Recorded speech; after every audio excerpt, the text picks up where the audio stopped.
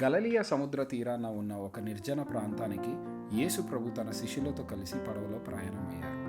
అయితే ఆయన వెళ్తున్న మార్గాన్ని గమనించిన వేలాది మంది ప్రజలు వివిధ పట్టణాల నుండి కాలినడకన ఆయన కంటే ముందే అక్కడికి చేరుకున్నారు. యేసు పడవ దిగి రాగానే అక్కడ వేచి ఉన్న అనేక జనసమూహాన్ని చూసి వారిపై ఎంతో కనికరపడ్డారు.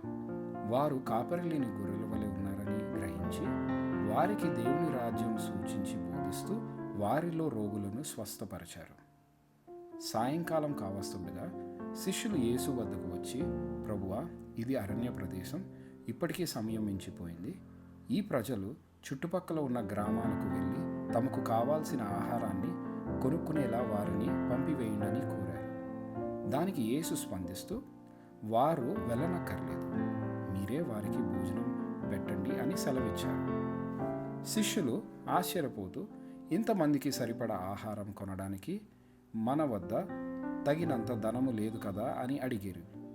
ఆ సమయంలో ఆంద్రేయ అనే శిష్యుడు ముందుకొచ్చి, ఇక్కడ ఒక చిన్న బాలుడున్నాడు, అతని వద్ద 5 రొట్టెలు మరియు 2 చిన్న చేపలున్నాయని, కానీ ఇంతమందికి ఇవి ఏమాత్రం సరిపోతాయని విన్నపించారు. యేసు ఆ జనసమూహాన్ని పచ్చిక గడ్డిపై వరుసలుగా కూర్చొని పెట్టమని ఆజ్ఞాపించారు. అక్కడ సుమారు 5,000 మంది పురుషులు మరియు వారిలో పాటు స్త్రీలు, పిల్లలు ఉన్నారు.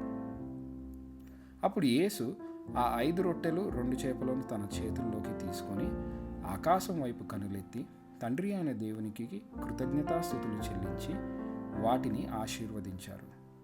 ఆయన ఆ రొట్టెలను విరిచి శిష్యులకు ఇస్తుండగా అవి అద్భుత రీతిలో పెరుగుతూనే ఉన్నాయి. శిష్యులు ఆ ఆహారాన్ని అందరికీ పంచారు. అక్కడ వారందరూ కడుపు నిండా తృప్తిగా భోజనం చేశారు. అందరూ భుజించిన తరువాత ఏమీ వృధా కాకుండా మిగిలిన ముక్కలను సేకరించమని యేసు తన శిష్యులకు చెప్పారు. వారు ఆ ముక్కలను ఏరగా అవి 12 బుట్టలు నిండాయి. ఈ అద్భుతాన్ని చూసిన ప్రజలు, లోకములోనికి రావలసిన ప్రవక్త నిజంగా ఇతడే అని కొనియాడారు. అనంతరం యేసు తనను తాను జీవాహారంగా ప్రకటించుకుంటూ తన యొద్దకు వచ్చువాడు ఏమాత్రము ఆకలిగొనడని బోధించారు.